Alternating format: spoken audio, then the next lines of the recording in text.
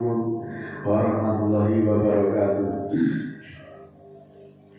Alhamdulillahilladzi arsala rasulahu bil huda wa dinil haqqi liyudhhirahu 'ala dini kullihi walau karihal musyrikun. Asyhadu an la ilaha illallah wahdahu la syarika lah, innama huwa ilahul wahid. Allahu la ilaha illa huwa rabbul arsyil azim. Allahu la ilaha illa huwal hayyul qayyum. Allahu la ilaha illa huwa ar-rahmanur rahim. Rabbi sadri wa yassir li amri wahlul 'uqdatam min lisani yafqahu qawli waj'alni waziran min ahli. Allahu akbar, Allahu akbar, Allahu akbar. Allahu akbar, Allahu akbar, Allahu akbar. Allahu akbar, Allahu akbar, Allahu akbar, Allahu akbar, walillahil hamd. Saudaraku yang dimuliakan Allah, mengawali majelis kita pada hari ini, marilah kita awali dengan memanjatkan puja dan puji syukur atas kenikmatan yang diberikan kepada kita dan kesempatan yang diberikan kepada kita semuanya, sehingga pada kesempatan ini kita masih diberikan kesempatan untuk bertemu dengan hari yang sangat ditunggu-tunggu, yaitu bertepatan dengan tanggal 10 Dzulhijjah 1447 Hijriah, yang mana momentum ini kita abadikan setiap tahun dengan melaksanakan salah satu ibadah yang diperintahkan oleh Allah, yaitu ibadah kurban. Sebenarnya salah satu ibadah yang paling tua yaitu adalah kurban. Latar belakang kurban di dalam Islam memiliki sejarah yang sangat panjang. Tidak sedikit kalangan orang-orang Islam yang menghubungkan sejarah kurban itu dengan peristiwa Ibrahim dan Ismail. Namun sejatinya praktek berkurban ini telah hadir semenjak Nabi Adam. Agama-agama bangsa Yunani kuno, Mesir kuno, juga dari masyarakat Kanaan dan sebagian besar masyarakat yang mendiami di pantai Laut Tengah, kurban itu dipraktekkan untuk dipersembahkan kepada para dewa-dewa. Praktek kurban pada saat itu, pada zaman sebelum Nabi Ibrahim, dikatakan dominan sebagai persembahan kepada Tuhan atau dewa-dewa yang tidak memiliki perhatian terhadap manusia. Nah, pada saat Ibrahim itu sukses mengakhiri kurban manusia, lalu digeser menjadi kurban binatang. Kurban di dalam milah Ibrahim itu berakal pada ujian keimanan dan ketaatan tertinggi yang diperintahkan Allah kepada Nabi Ibrahim untuk menyembelih putra kesayangannya. Peristiwa ini kemudian menjadi tonggak sejarah yang mengubah praktik persembahan menjadi simbol kepedulian sosial dan ketakwaan di dalam Islam. Lalu bagaimana Ibrahim itu bisa sampai pada derajat yang setinggi itu? Nah, jawabannya semuanya itu dicapai setelah Ibrahim menjadikan kehidupan dunia ini semata-mata ujian untuk menggapai derajat kemuliaan kehidupan di akhirat. Perintah penyembelihan Ismail hanya satu di antara begitu banyak ujian yang menempa kepribadian Nabi Ibrahim. Ibrahim mendapatkan ujian bertubi-tubi dan ujian itu berat sepanjang hidupnya. Ujian-ujian ini bertujuan untuk mengangkat derajat beliau dan membuktikan ketaatan yang mutlak kepada Allah. Mari kita simak surat ke-37 ayat 100 sampai 108 sebagai berikut. A'udzubillahi minasyaitonirrajim. Bismillahirrahmanirrahim. Rabbi habli minas sholihin. Ya Allah Tuhanku, anugerahkanlah kepadaku seorang anak yang penyantun atau anak yang soleh. Fabasarnahu bi hulamin halim. Lalu kami gembirakan dia dengan seorang anak yang penyantun. Falama balagha ma'ahu sa'ya qala ya bunaya ini arafil manami ani atbahuha pandur madadaro.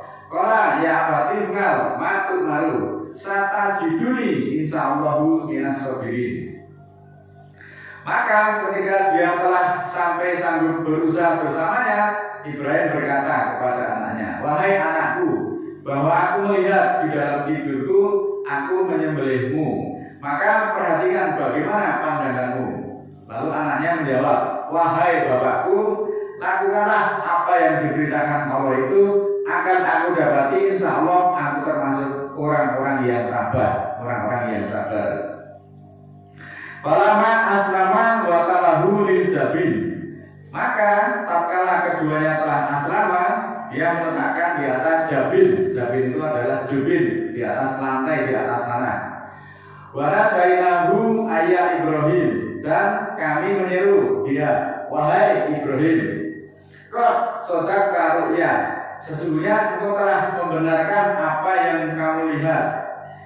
Inna kadzalika najzil muhsinin, seperti itulah kami membalasi orang-orang yang berbuat baik. Inna hadza lahwal balaghul mubin, sesungguhnya ini adalah bala, ini adalah ujian yang nyata. Wa fadainahu bidzikrin adim, lalu kami tebusi dia dengan sembelihan yang besar.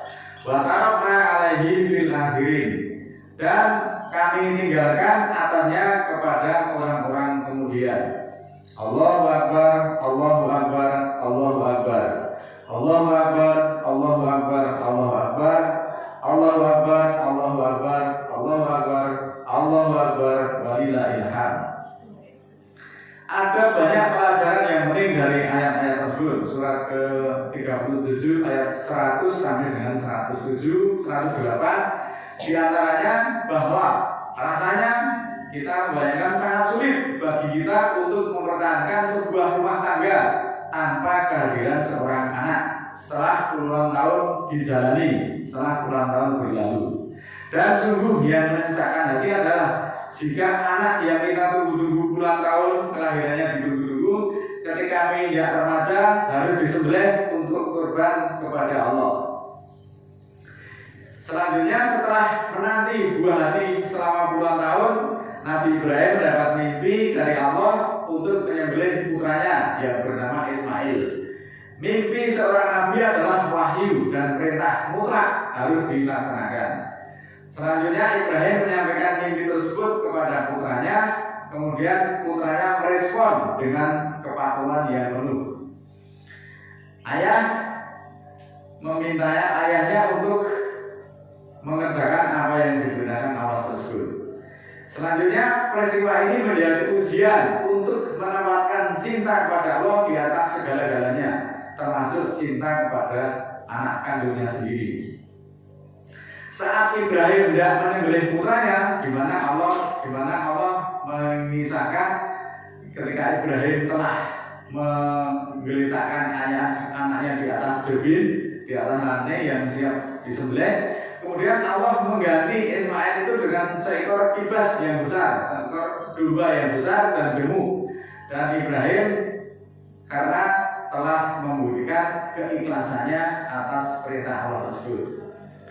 Idul Kurban itu tidak hanya dimaknai sebagai ibadah spiritual saja, tetapi juga memiliki peran besar sebagai motor penggerak ekonomi rakyat yang sering luput dari perhatian kita semuanya.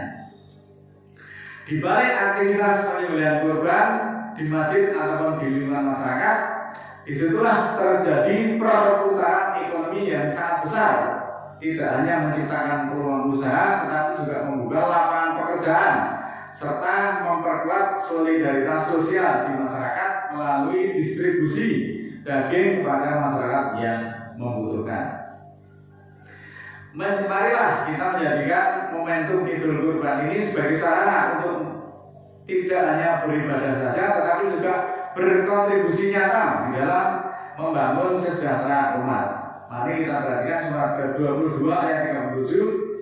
Lam yanallaha luhumuha wala dima'uha walakin yanaluhu taqwa minkum kadzalika sakharaha lakum litukabbirullaha ala ma hadakum wa basyiril muhsinin.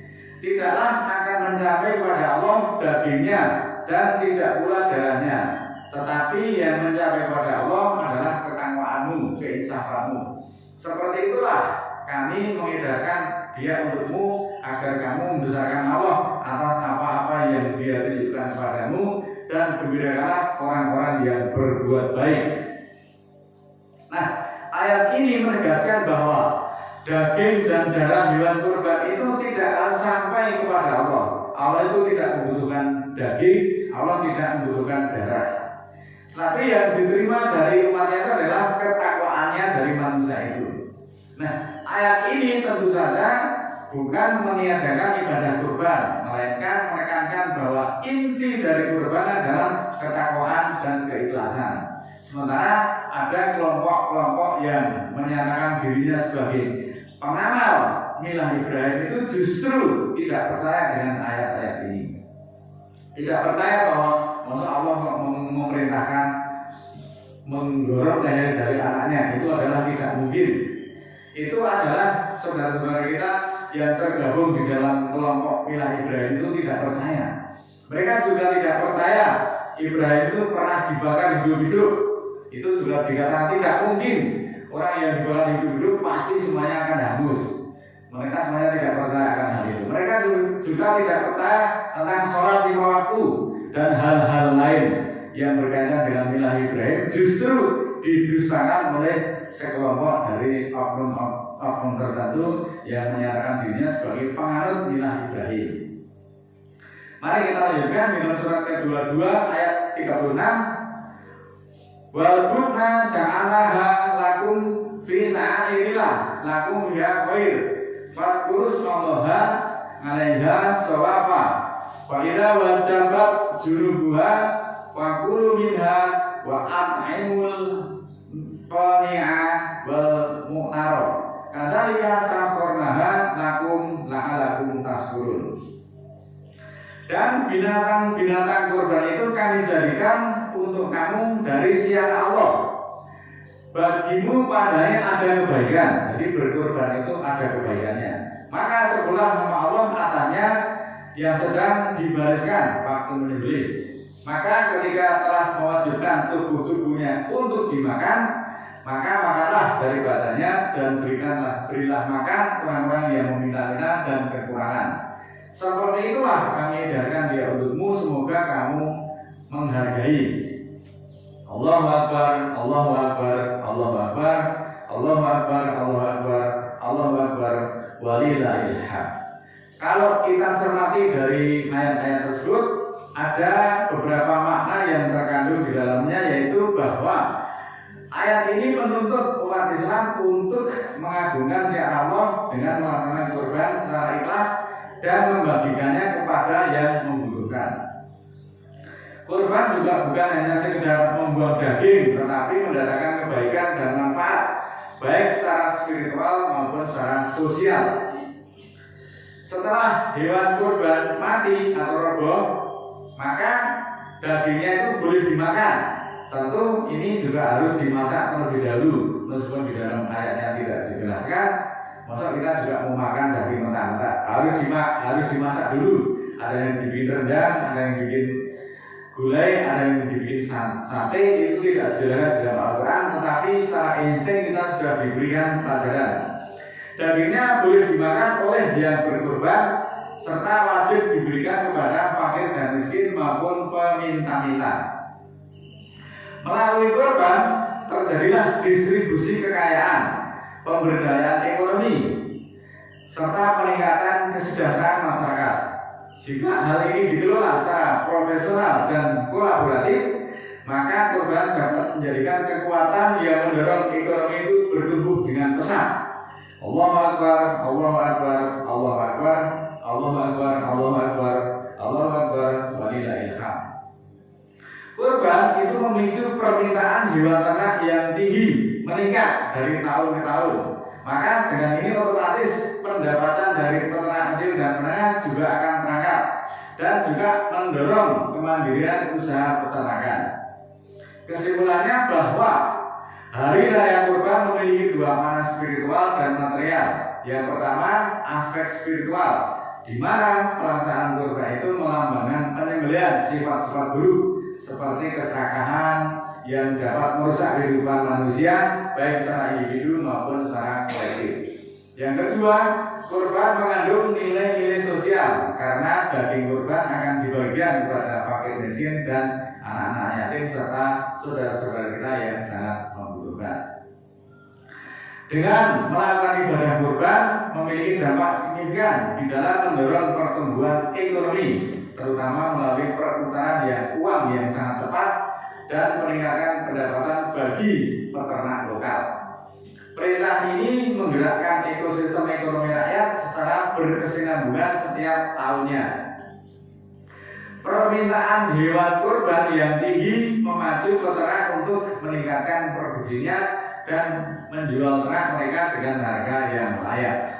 Allahu Akbar, Allahu Akbar, Allahu Akbar, Allahu Akbar, Allahu Akbar, Allahu Akbar, walillahil hamd. Saudaraku, ternyata perintah kurban itu ada rahasia tersembunyi di dalamnya yang baru terungkap setelah 14 abad. Bahwa aktivitas kurban itu menciptakan peluang ekonomi, membuka lapangan pekerjaan bagi jasa terkait seperti penjual pakan, jasa pengiriman, distribusi, angkutan, dan penjual peralatan penyembelihan. Dan di sana ada perputaran ekonomi triliunan rupiah yang baru kita sadari saat ini. Nah, semoga ini menjadi pelajaran untuk kita semuanya, orang-orang yang beriman, bahwa apapun ujian yang menimpa kita, suatu saat nanti kita akan mengetahui jawabannya. Kenapa Allah menguji kita dengan ujian sesulit ini kalau ujian kita itu dianggap sulit? Kenapa Allah menjadikan kita itu miskin yang semiskin-miskinnya kalau kita merasa sangat miskin? Maka jawabannya nanti akan terungkap oleh beberapa waktu yang lalu yang akan datang. Maka marilah kita berbaik sangka kepada Allah. Ujian sesulit apapun itu harus kita jalani dengan ikhlas, dan Allah pasti akan memberi jalan keluar yang terbaik kepada kita semuanya.